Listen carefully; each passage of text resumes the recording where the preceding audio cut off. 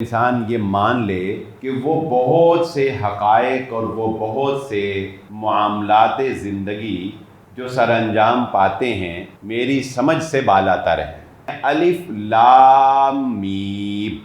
قرآن ہمیشہ انسان سے اس کی نفسیات کو مد نظر رکھتے ہوئے گفتگو کرتا ہے۔ زندگی کے بہت سے کاموں کی تمہیں سمجھ نہیں آئے گی کہ یہ کیوں ہو رہے ہیں، مگر اللہ کرے گا تمہیں ماننا پڑے گا۔ کوئی کسی طرح اپنے فیوچر کو سیکیور کرنے کی کوشش کرتا ہے، کوئی کسی طرح کرنے کی کوشش کرتا ہے، تو اللہ تعالیٰ فرماتے ہیں وَمَكَرُوا وَمَكَرَ اللَّهُ وَاللَّهُ خَيْرُ الْمَاكِرِينَ۔ تم انسان جب پلاننگ کرتے ہو تو اپنی سوچ کے مطابق پلاننگ کرتے ہو۔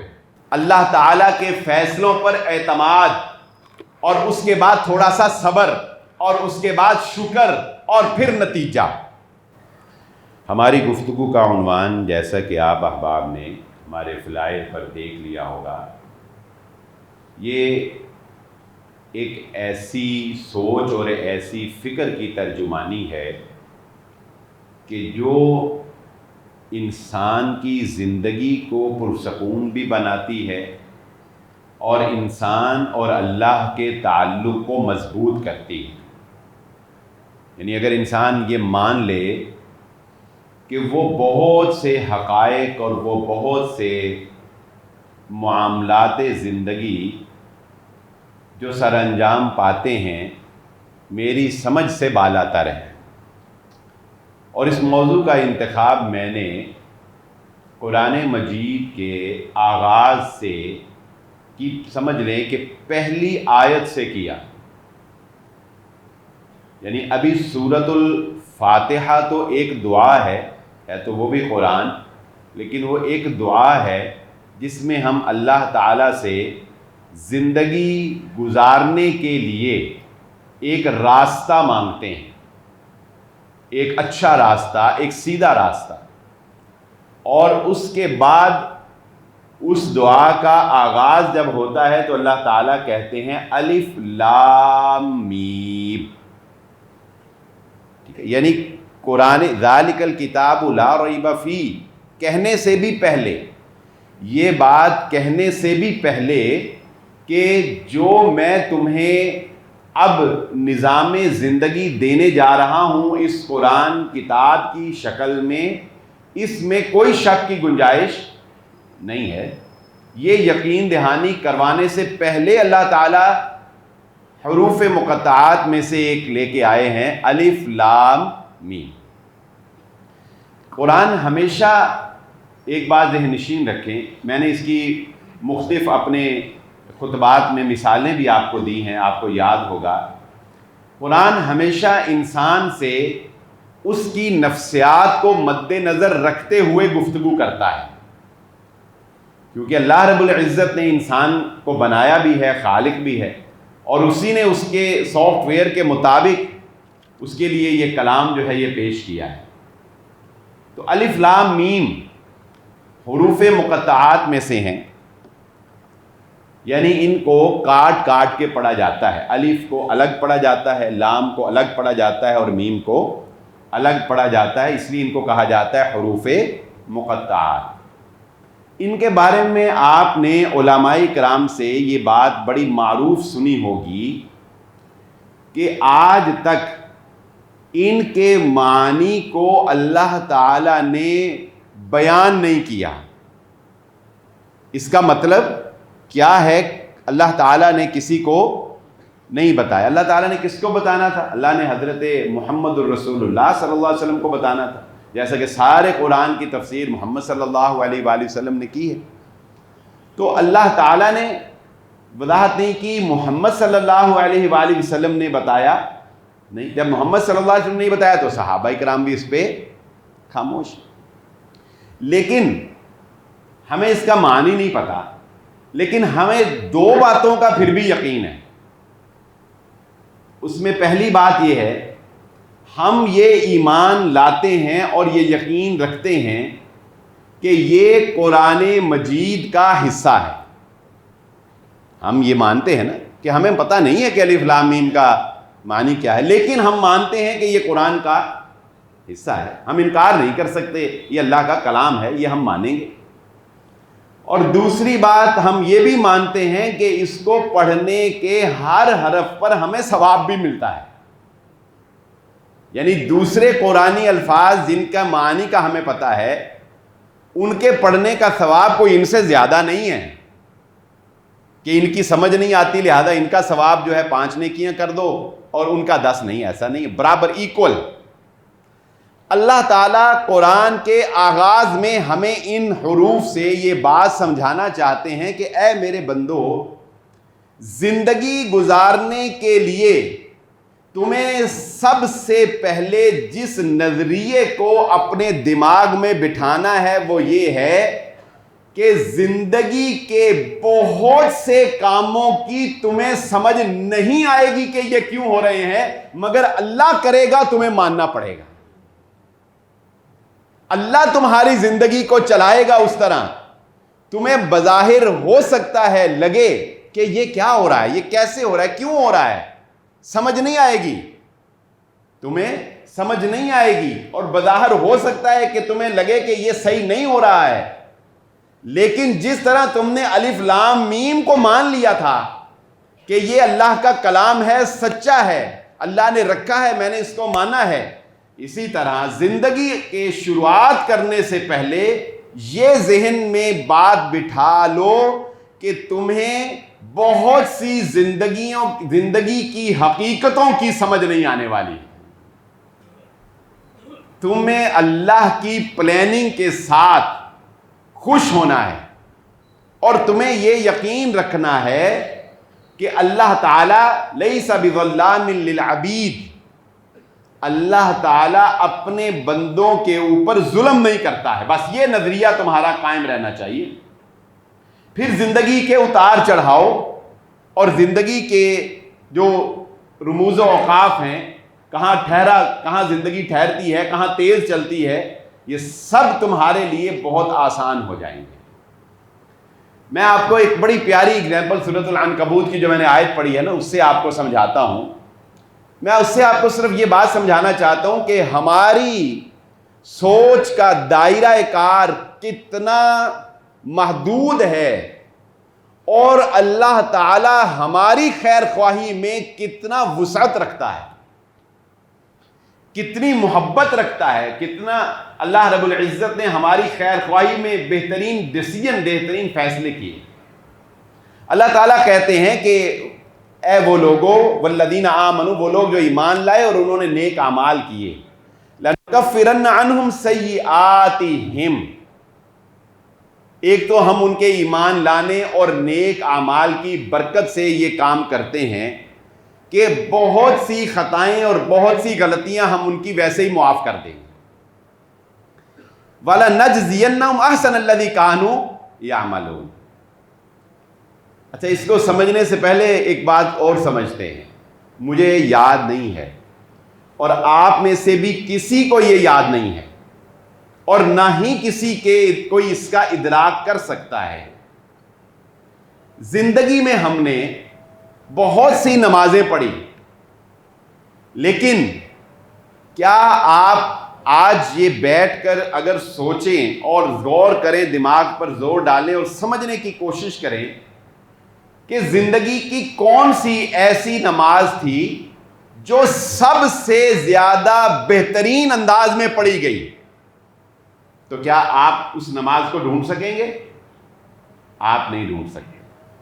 اگر آپ یہ دیکھنے کی زندگی میں کوشش کریں کہ میں نے ہر سال صدقہ کیا، بار بار صدقہ کیا، لیکن میں یہ دیکھوں کہ زندگی کا وہ کون سا صدقہ تھا جو سب سے زیادہ بہترین انداز میں دیا گیا، جس کا سب سے زیادہ ثواب ملا، جس میں ایمان اپنے پیک پہ تھا، جس میں خلوص بہت پیک پہ تھا، جس میں ہر چیز بڑی پرفیکٹ تھی، اور وہ کیا کمال صدقہ تھا. سارے صدقوں میں وہ سب سے اعلیٰ ثواب میں لکھا گیا. میں اس صدقے کو اپنے اعمال سے الگ نہیں کر سکتا.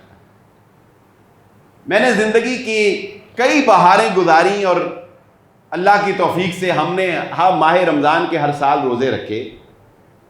کیا ہم یہ جج کر سکتے ہیں کہ ان روزوں میں کون سا روزہ سب سے اچھا تھا، کون سا روزہ سب سے پرفیکٹ رہا؟ نہیں کر سکتے. ہم سمجھ ہی نہیں سکتے اس فارمولے کو. اب آپ دیکھیں کہ اللہ تعالیٰ کی ذات، اس کی حکمت، اس کی دانائی اور اس کا فیصلہ. سورہ عنکبوت کی آیت نمبر 7 میں اللہ تعالیٰ پتہ کیا کہتے ہیں؟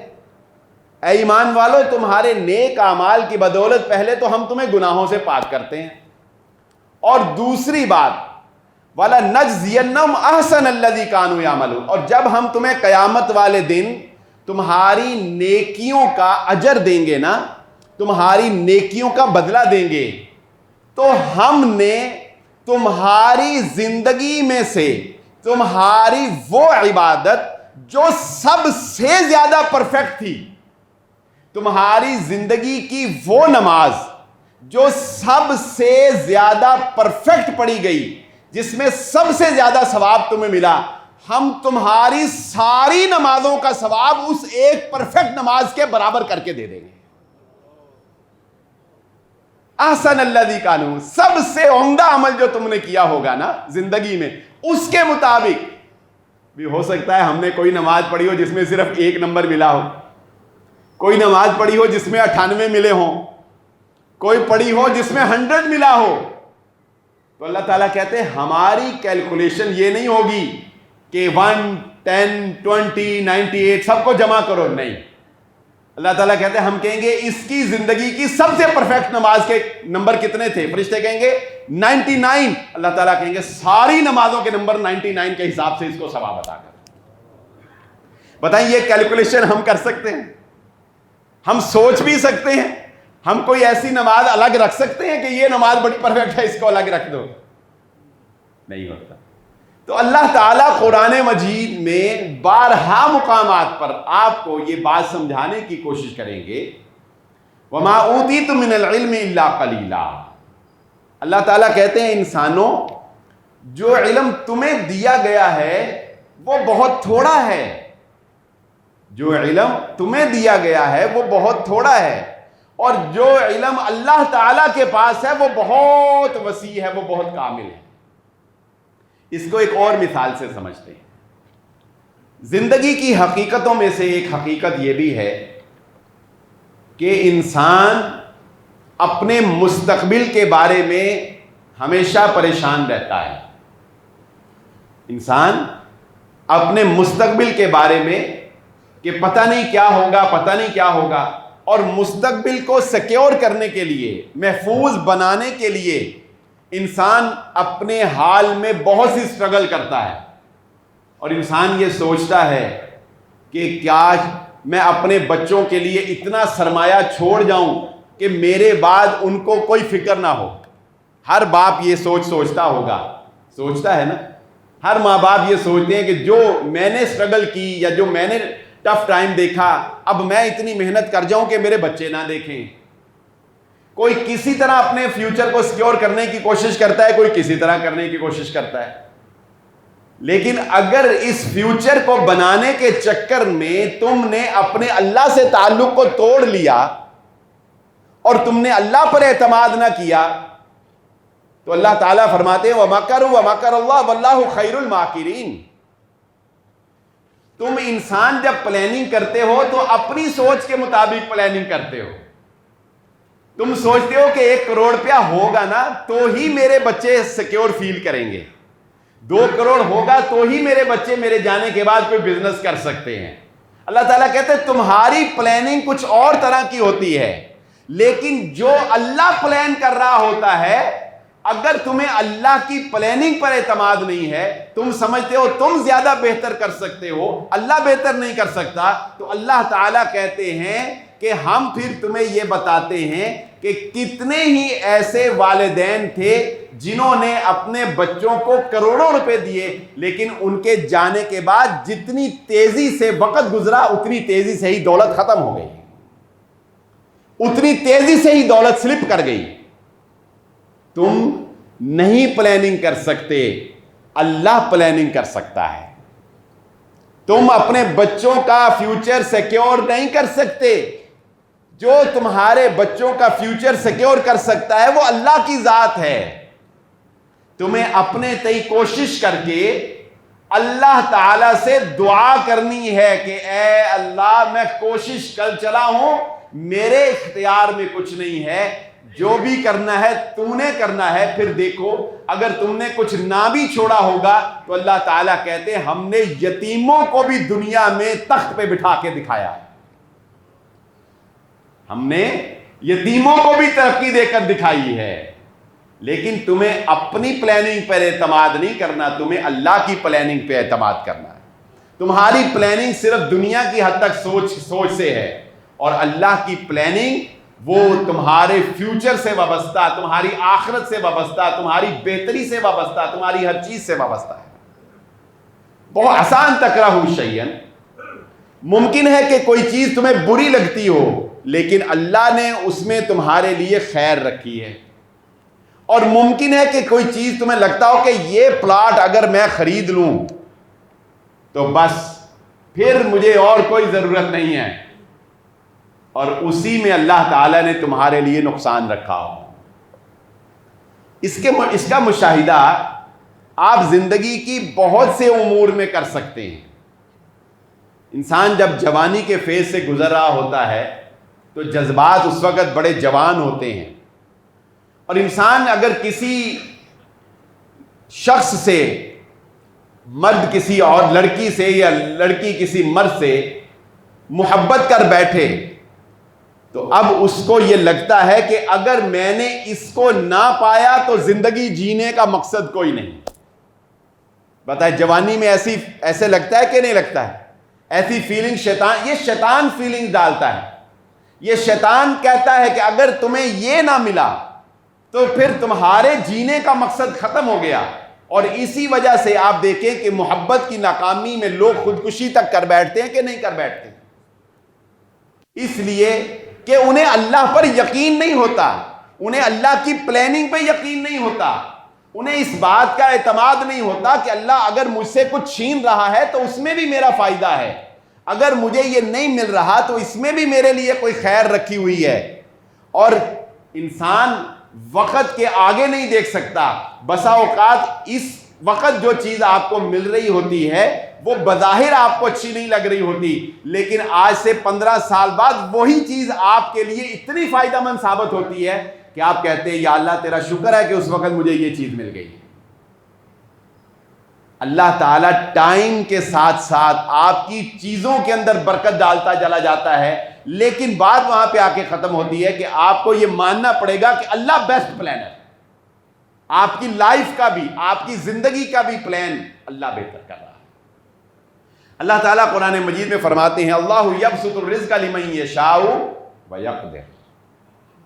اچھا، انسان اگر یہ سوچے کہ میں سمجھنے کی کوشش کروں کہ نظام قدرت، نظام کائنات کس طرح تقسیم ہوتا ہے، تو آپ بیٹھے رہیں، جتنا مرضی انالیسس کر لیں، کتنی دنیا نے ترقی کر لی، کتنی تھیوریاں آ گئی، کتنا انسانیت کے اوپر سرچ ہو گئی، لیکن آج تک وہ یہ فیصلہ نہیں کر سکے جو قرآن نے کہا اللہ یبسط الرزق لمن یشاء ویقدر۔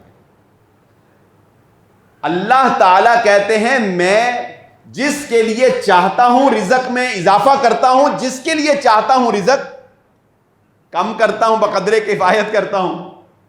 ایک آدمی کو دیکھ کر آپ کو لگتا ہے یار اس بیچارے کو تو بولنا نہیں آتا، یہ تو مینرز نہیں ہے اس کے اندر، یہ بدتمیز ہے، یہ متکبر ہے۔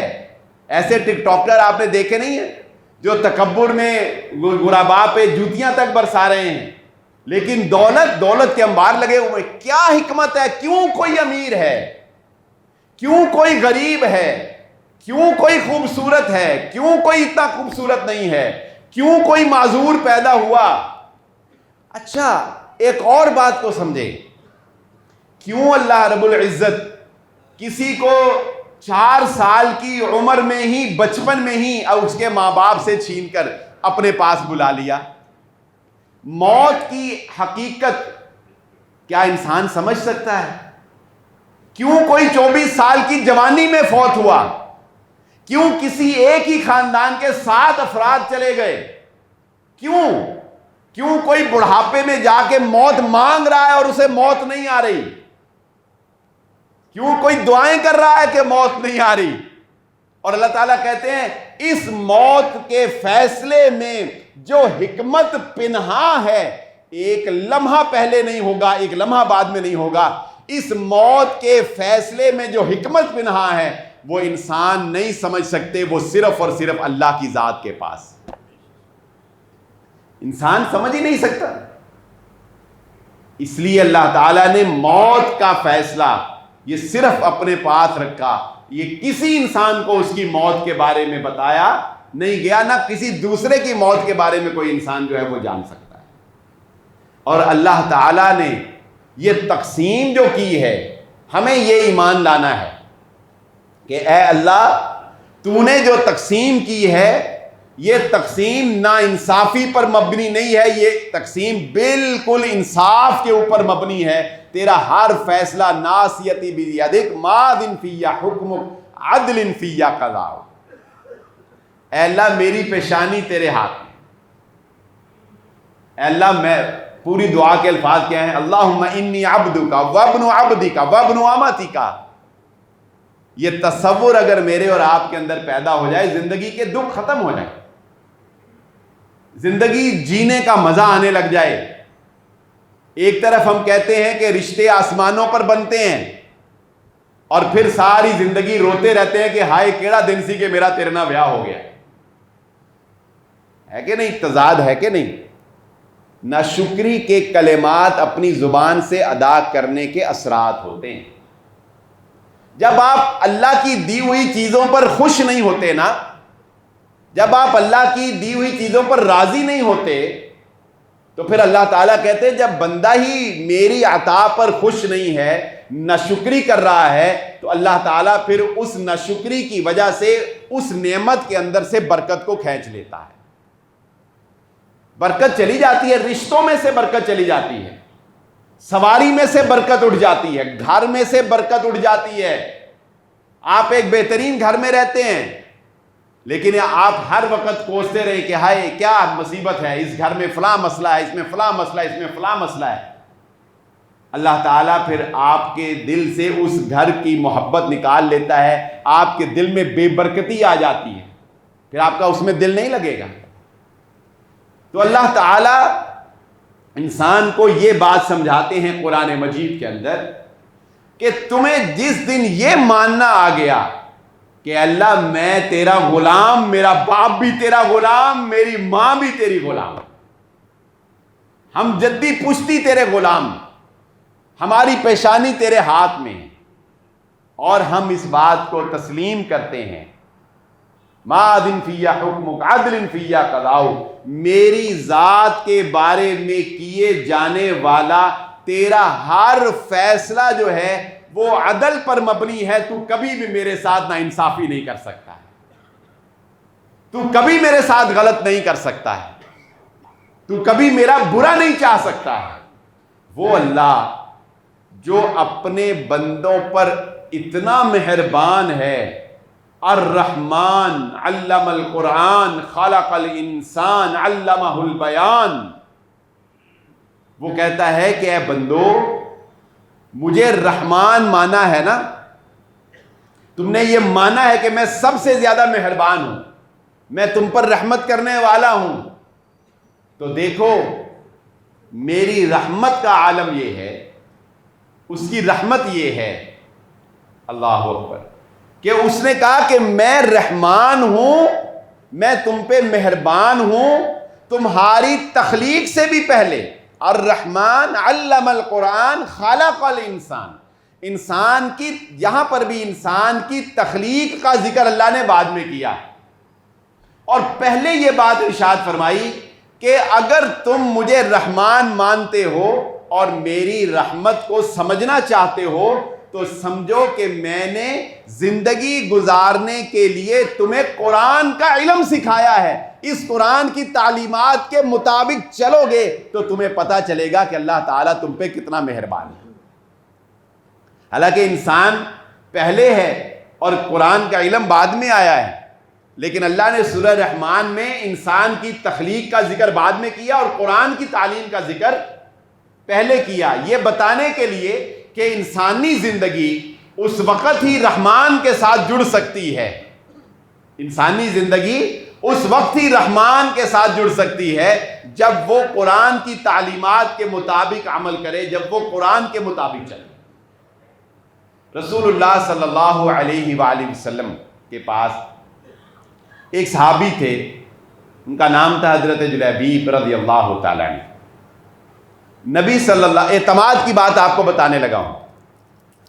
اللہ تعالیٰ کے فیصلوں پر اعتماد, اور اس کے بعد تھوڑا سا صبر, اور اس کے بعد شکر, اور پھر نتیجہ. یہ تین چیزیں اپنی زندگی میں لے آئیں. نمبر ایک, اللہ تعالیٰ کی ذات پر اعتماد. جب اعتماد کر لیا پھر اس کے بعد جو زندگی میں فیصلے ہو رہے ہیں اس پر صبر کرنا. نمبر دو, صبر کرنے کے بعد اس ٹریک پر چلتے ہوئے اللہ کا شکر ادا کرنا. یہ تین کام جب آپ کی زندگی میں آئیں گے, تھوڑا سا ٹائم لگے گا.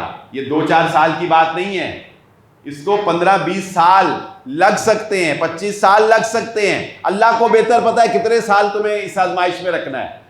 نبی صلی اللہ علیہ وآلہ وسلم نے اپنے ایک صحابی حضرت جلیبیب رضی اللہ تعالیٰ عنہ کو کہا, جاؤ فلاں گھر میں جاؤ اور جا کر اس گھر کا دروازہ کھٹکھٹانا. اور یہ کوئی آسان بات نہیں ہے. اور جو آدمی نکلے اسے بتانا کہ میں جلیبیب ہوں, اور اسے بتانا کہ مجھے محمد الرسول اللہ صلی اللہ علیہ وسلم نے بھیجا ہے. اور اس کو محمد صلی اللہ علیہ وسلم کا بھیجنا ایسے ہی تھا جیسے اللہ نے بھیجا ہے. نبی صلی اللہ علیہ وسلم کا بھیجنا ایسے ہی تھا کہ اس کو اللہ نے بھیجا نا. آپ صلی اللہ علیہ وسلم وما ينطق عن الهوى ان هو الا وحی یوحی. اب وہ دروازہ کھٹکھٹاتا ہے. اب دروازہ کھٹکھٹا کے باپ آتا ہے بیٹی کا, اور وہ کہتا ہے کہ مجھے محمد صلی اللہ علیہ وسلم نے بھیجا ہے. کہا ویلکم. آپ سر آنکھوں پر گھر میں بٹھایا, کہا حکم کیجیے, کیا پیغام لائے ہیں؟ کہا مجھے محمد صلی اللہ علیہ وآلہ وسلم نے یہ کہا ہے کہ میں آپ کو یہ بات کہوں کہ آپ اپنی بیٹی کی شادی میرے ساتھ کر دیجیے. ایک ماڑا بندہ, کوئی خاندانی بندہ نہیں تھا, کمزور آدمی. خاندانی مراد یعنی کوئی بہت لینڈ لارڈ, کوئی بڑا امیر, کوئی بڑا سردار ٹائپ بندے نہیں تھے, سادہ مرادہ سے بندے. اور آ کے کہہ رہے ہیں اپنی بیٹی کو, ایک پوری فیملی اچھی کو کہہ رہے ہیں اپنی. باپ تو ایک دفعہ حیران ہو گیا, اس نے کہا اچھا, لیکن اب آگے شخصیت ہے محمد صلی اللہ علیہ وسلم کی. کہا اچھا تھوڑا سوچنے دو. گئے اندر, بیوی کو کہا یہ ایسے کہہ رہا ہے. اچھا اب ماں باپ ہے نا, ہر ماں باپ اپنے بچوں کے لیے بہتر ہی سوچتے ہیں. رشتہ کرنے سے پہلے کتنی انویسٹیگیشن کرتے ہیں, اس سے پوچھ, یہ کر وہ کر, 2-4 دفعہ گھر آ جا, منگنی کر, پھر آگے چل, پھر کہیں جا کے اعتماد کرتے ہیں. اور یہ یہاں بیٹھ کے کہہ رہے ہیں اعتماد کر لو. ابھی ماں باپ آپس میں مشورہ کر رہے ہیں کہ اب بڑی آزمائش آ گئی. تو بیٹی سن رہی ہے. بیٹی نے کہا بابا کیا بات؟ بابا نے کہا یہ جو بندہ بیٹھا ہے یہ کہتا ہے. تو بیٹی کہتی ہے کہ آپ نے اس کا پیغام سنا نہیں؟ اس نے کہا ہے کہ یہ بات محمد صلی اللہ علیہ وآلہ وسلم نے کہی ہے, لہذا یہ سوچنا بنتا ہی نہیں کہ رشتہ کیسا ہے. یہ تو تب سوچیں جب اپنی مرضی کریں. یہ تو سوچنا ہی نہیں بنتا اب جب ہمارا فیصلہ ہی محمد صلی اللہ علیہ وسلم نے کر دیا, اور محمد صلی اللہ علیہ وسلم کا فیصلہ اللہ کا فیصلہ ہے. تو اب ہمیں اعتماد کرنا ہے, اور اس اعتماد کے بعد اس بندے کے ساتھ صبر سے میں نے زندگی گزارنی ہے, اور جتنے بھی اس کے وسائل ہیں اس میں نے شکر کرنا ہے. چنانچہ اس اعتماد کے رشتے کے اوپر اس لڑکی نے حضرت جلیبیب رضی اللہ تعالیٰ عنہ سے شادی کی, اور اس کے بعد مدینے میں لوگ ایک دوسرے کو یہ کہا کرتے تھے کہ مدینے میں اگر کسی نے سب سے زیادہ میاں بیوی کی انڈرسٹینڈنگ اور بہترین پرسکون اور خوشحال فیملی دیکھنی ہو تو وہ حضرت جلیبیب کی فیملی کو دیکھ سکتا ہے. اگر کیوں؟ جب انسان اللہ کی خاطر اعتماد کرتا ہے پھر دل کو سکون آتا ہے. پھر وہ کیڑے نہیں نکالتا، پھر وہ عیب نہیں نکالتا، پھر وہ اپنی زندگی پہ نادم نہیں ہوتا ہے مجھے اللہ نے یہ کیوں دے دیا، مجھے یہ کیوں بنا دیا، اس کو دیکھو وہ ایسے کیوں ہیں۔ اللہ تعالیٰ نے سارے انسانوں کے اندر ساری صلاحیتیں مختلف رکھی۔ کسی کا حافظہ اچھا ہے، کسی کی بولنے کی صلاحیت اچھی ہے، کوئی دوڑتا زیادہ ہے، کوئی صحت مند زیادہ ہے، کوئی لمبا ہے، کوئی درمیانے قد کا ہے، کسی کا رنگ کیسا ہے، کسی کا رنگ کیسا ہے، کسی کا میتھ بہت اچھا ہے، کسی کی اردو بہت اچھی ہے، کسی کی انگلش بہت اچھی ہے پڑھنے میں، کوئی کمپیوٹر کو بہت اچھا سمجھ لیتا ہے، کوئی کاروبار بہت اچھا کر لیتا ہے، کوئی مینجمنٹ بہت اچھی کر لیتا ہے، کوئی سپروائزر بہت اچھا ہے، کوئی آپریٹر بہت اچھا ہے۔ اب اگر ہم یہی سوچتے رہیں کہ وہ مینیجر ہے، میں مینیجر کیوں نہیں بن گیا، اس کو کیوں مینیجر بنا دیا؟ میں آپ کو ایک بڑی انٹرسٹنگ بات بتا دوں، زندگی بہت سے تجربات سکھاتی ہے۔ میرے ماموں کی فیکٹری تھی، تو ایک دفعہ ان کی ایک مشین خراب ہو گئی، ان کو فون آیا آپریٹر کا، جی مشین خراب ہو گئی، رات کو گئے، خیر جا کے مشین کا نہ صرف سمجھ لیں کہ ایک بٹن ہی تھا جو کہ وہ اوپر ہو گیا تھا، اس کو نیچے ہی کرنا تھا بس۔ تو ماموں کہتے ہیں کہ میں نے اس کو بلایا، اور میں نے بٹن نیچے کیا، مشین چل گئی۔ میں نے اس کو بلایا، میں نے اس کو کہا یار دیکھ میری بات، تو مشین چلاتا ہے، تینوں اینی عقل نہیں کہ تو منو فون کرتا، میں رات نو اٹھ کے آیا، میں آ کے کی کیتا، تینوں اینی عقل نہیں کہ تو صرف اے بٹن تھلے کر دینا تو مشین چل جانی۔ بات تو سینس ہے نا، وہ سوچتا ہے نا مالک، اور ہم یہ سوچتے ہیں کہ جان کے کرتا ہے، یہ بھی ہماری سوچ ہے، یہ جان کے ہی کر دینے۔ تو اس نے نا بڑا پیارا جواب دیا، اس نے کہا جی جے منو اینی عقل ہوندی تے میں تہاڈی سیٹ تے ہوندا تے تسی ایتھے ہوندے۔ اس نے کہا منو اینی عقل ہوندی تے میں آپریٹر ہی رہنا، میں پھر تہاڈی سیٹ تے کیوں نہیں آ گیا؟ تو یہ اللہ تعالیٰ کو پتا ہے کس کو کتنی سینس دینی ہے، کس کو کتنی عقل دینی ہے۔ وہ لوگ جو ہماری عقل کے مطابق کام نہیں کرتے، ان کو اللہ نے رکھا ہی اتنے لیول پہ ہے، اس لیے ان کے ساتھ یہ گلے شکوے نہ کیا کرو۔ ہاں کوئی ڈنڈی جان بوجھ کے مارے، کوئی جان بوجھ کے دو نمبری کرے، وہ میں ایک الگ بات ہے، اس کو تو ظاہر ہے گرفت کرنی ہوتی ہے نا، لیکن جس میں اللہ نے رکھی نہیں ہے صلاحیت، آپ اس کو کبھی بھی ڈنڈے کے ساتھ مار کے سمجھا کے اوپر لا سکتے ہو؟ نہیں لا سکتے۔ اور کیوں اللہ نے رکھی ہے یہ میں سمجھ نہیں سکتا۔ یہ سمجھ سکتا ہوں میں کہ میرا ذہن کیوں زیادہ ہے اور اس کا کیوں کم ہے، میرا کیوں کم ہے اور اس کا کیوں زیادہ ہے، یہ میں سمجھ سکتا ہوں؟ یہ میں نہیں سمجھ سکتا۔ اس لیے زندگی کا نچوڑ اور زندگی کا خلاصہ، اگر انسان پرسکون رہنا چاہتا ہے تو وہ سب سے پہلی چیز ہے الف لام میم۔ سمجھ نہیں آتی معنی، اعتماد اللہ پر۔ نمبر 2، پھر جو اللہ نے دے دیا، جہاں اللہ نے رکھ دیا، جہاں اللہ نے پہنچا دیا، ایفرٹ کرنی ہے زندگی میں، کیونکہ ایفرٹ ضروری ہے، فطرت کے خلاف نہیں چلنا۔ یہ نہ ہو گاڑی میں آپ پیٹرول کی جگہ پانی ڈال لیں اور کہیں چلن نہیں دے، یہ بھی اللہ کا ہی فیصلہ ہے، یہ نہیں ہے اللہ کا فیصلہ، اللہ ہی نہیں چلا رہا، نہیں، ڈالنا پیٹرول ہی ہے گاڑی میں، اس کے بعد اللہ پہ توکل ہے۔ نمبر 2 بات صبر، اور صبر کا مفہوم بھی تھوڑا سا سن لیں۔ ہمارے معاشرے میں اور بالخصوص میں معذرت سے کہنا چاہوں گا، بالخصوص خواتین میں صبر کا مفہوم کچھ تھوڑا فرق ہے۔ خواتین میں صبر کا مفہوم یہ ہے کہ پہلے ساری دل کی بھڑاس نکال لینی ہے، جو کچھ بھی کسی کو کہہ سکتے ہیں وہ کہہ دینا ہے، سارے محلے میں چغلی کر دینی ہے، سارے خاندان کو باتیں بتا دینی ہے، اور سب کچھ کر کے بعد میں کہنا پھر میرا تے صبر ہی ہے۔ جب سارا اپنا غبار نکال لیا اور غصہ نکال لیا، پھر کہا نہیں ہن پھر میرا تے صبر ہی، اس تو بعد ہن صبر ہی کرنا ہے، اس تو بعد ہن کتنے رہ کی گیا۔ صبر یہ نہیں، صبر کیا ہے؟ اپنے آپ کو روک کے رکھنا۔ یہ روزہ ہمیں صبر سکھاتا ہے، روک کے رکھنا. کسی کا عیب پتہ لگ گیا روک لو, کسی کی بری بات پتہ لگ گئی روک لو. یہ صبر ہے. اگر کسی نے کوئی برا کہا اپنے اندر برداشت کر لو, روک لو, معاف کر دو, درگزر کر دو. صدمے کے پہنچتے ہی نبی صلی اللہ علیہ وسلم نے فرمایا صبر وہ ہوتا ہے جو صدمے کے اول میں کیا جاتا ہے. یہ نہیں کہ اگر کوئی فوت ہو گیا اور چیخ چاڑے کرتے رہے 10 دن واویلا وین کرتے رہے اور 10 دن کے بعد جب تھک گئے انرجی ساری نکل گئی پھر کہا ہونتے پھر صبر ہی ہے. یہ صبر نہیں. تو دوسری بات صبر کرنا, اور تیسری بات شکر کرنا. یا اللہ تو نے کروڑوں سے اچھا رکھا ہے اور جس حال میں رکھا ہے میں تیرا شکر ادا کرتا ہوں.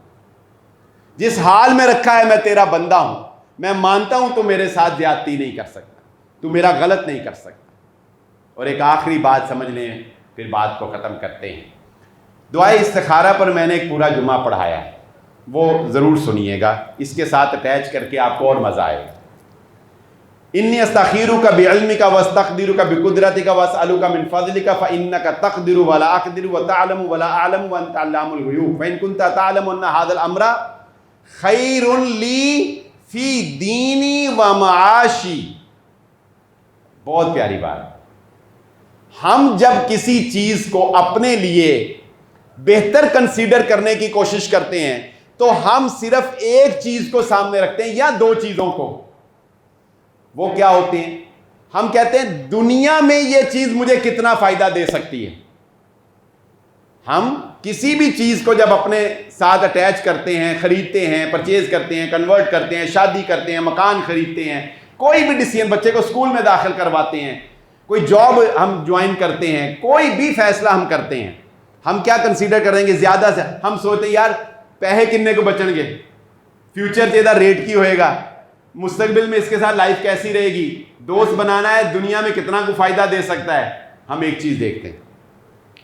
اللہ تعالیٰ کہتے ہیں کہ تم مجھ سے یہ دعا کیا کرو کہ 3 چیزوں کو دیکھ کر اللہ میرے بارے میں فیصلہ کرے.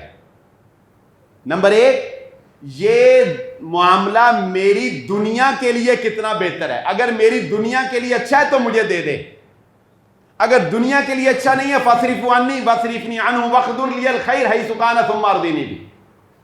اگر میری دنیا کے لیے اچھا نہیں ہے یا اللہ مجھے اس سے دور کر دے, اس کو مجھ سے دور کر دے, اور جو میری دنیا کے لیے اچھا ہے وہ جہاں بھی چھپا بیٹھا ہے وہاں سے مجھے ملا دے. دوسری بات, میری معیشت کے لیے, میرے رزق کے لیے اگر یہ چیز بہتر ہے تو مجھے دے, بہتر نہیں ہے تو مجھے اس سے بچا لے. اور میری آخرت کے لیے ہم بہت سی چیزوں کو ہو سکتا ہے ہم یہ سمجھ رہے ہوں کہ یہ دنیا کا نقصان مجھے ہوا, میں نقصان سمجھ رہا ہوں, لیکن وہ دنیا کا نقصان میرے دین کا فائدہ ہو. ایک آدمی سود پہ فیکٹری چلا رہا ہے, ڈوب گیا, نقصان ہوا نا, لوگ کہیں گے نقصان ہوا. ہو سکتا ہے اللہ تعالیٰ نے اسے بچا لیا کہ اب یار مزید سود نہ کھائے, گرے گا چلو کوئی سود سے بچ کے کسی اور طرف لگ جائے گا, حلال کر جائے گا, دین بھی بچ جائے گا, آخرت بھی بچ جائے گی. ہم نہیں سمجھ سکتے. ہو سکتا ہے کہ کسی کام میں ہمارے لیے آخرت میں اللہ رب العزت نے بہتری رکھی ہو, ہمیں وہ نظر ہی نہ آ رہی ہو. اس لیے زندگی کے اندر اللہ تعالیٰ کے فیصلوں کے اوپر اعتماد کرنا ہی انسان کو پرسکون بناتا ہے. آج ہمارے اندر یہ اعتماد کی بھی کمی ہے, صبر کی بھی کمی ہے, اور شکر تو ہمارے اندر رہا ہی. ہر نعمت ہونے کے باوجود ہم اللہ تعالیٰ کی ایک ناشکری قوم بن چکے ہیں. اللہ تعالیٰ سے دعا ہے اللہ مجھے اور آپ کو جو کہا اور جو سنا سمجھنے کی اور عمل کرنے کی توفیق عطا فرمائے. وآخر دعوانا الحمدللہ رب العالمین.